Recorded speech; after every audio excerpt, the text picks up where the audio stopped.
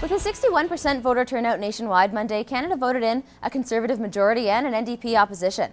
Our riding certainly reflected these national results, with Conservatives winning all across the board and NDPs coming in as the runner-ups. The closest race in our region happened in the Disnessy, Missinippi-Churchill River riding, and that's where we start tonight. It's great news.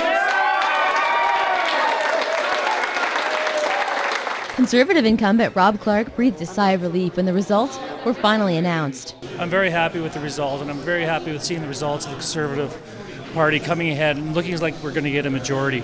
It's been a lot of door knocking, and being away from the family, it's great to have my kids here tonight. The results were overwhelmingly close. NDP candidate Lawrence Joseph was in the lead earlier in the evening. The two candidates seesawed back and forth for the top spot. Quite a feat for a riding that's never gone NDP before, but in the end, those last few ballots really counted. The NDP surge, well, it speaks for itself. They came strong in Quebec, and I think that's where most of the momentum was. But as we worked out further west, you saw the Conservatives starting to pull ahead.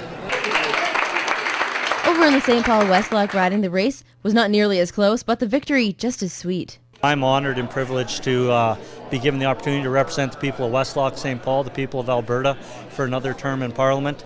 It is a great honor.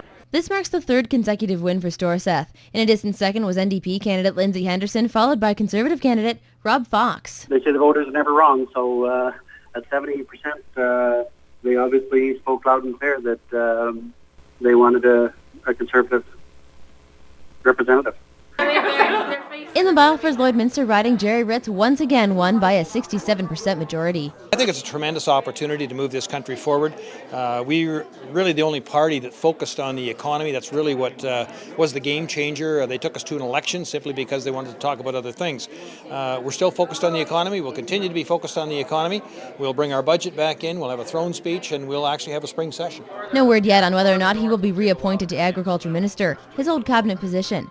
NDP candidate Glenn Tate trailed behind with 25% of the vote, but he says despite his personal loss, it was a great night for the NDP. We've got about 2.5 times as many seats as we've ever had, which puts us into the official opposition. It's time for the NDP to stand up and be noticed. It's time for us to show Canada that we are, as we have been shown to be before, the real official opposition. Also, for the first time ever, the Green Party now has one seat at the federal level. Norbert Kratchmer, representative for the Greens in this riding, is thrilled that his party has a voice. I think that's what democracy is all about, and I'm eager to see what positive change it will bring about for good, sustainable environmental issues and the fight against nuclear, because we were the party that said no to nuclear, yes to renewables.